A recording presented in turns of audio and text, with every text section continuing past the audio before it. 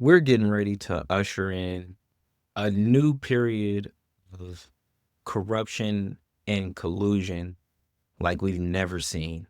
Now, mind you, I'm thinking about this company called Anduril, and I'm actually excited about the things that Anduril is creating. They're creating autonomous drones. They have AI operating system called Lattice that controls their AI operations. They're creating autonomous underwater vehicles that are powered by AI. I'm excited about those things.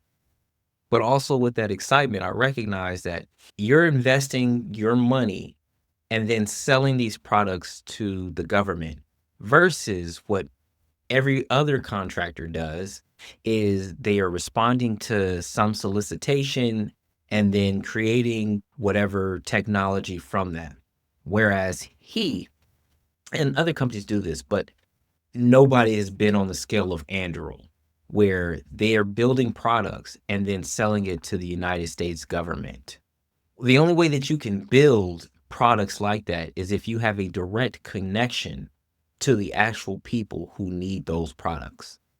And he did an interview not too long ago, and this man has a SOC V, the Mark V SOC V, which is the special operations capable vehicle. It's this super stealthy, super fast boat that they use to insert Navy SEALs and operators, right?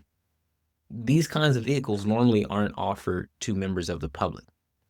For him to be able to have that means that he got the okay from the United States government.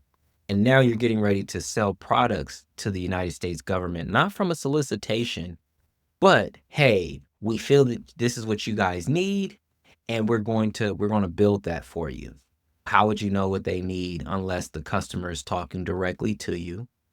And then how you as a business are making an investment of doing this, where that's a huge financial risk unless you know that the person's actually going to buy it. Or even better, maybe the United States won't buy it, but you're given guarantees that allied nations will buy it.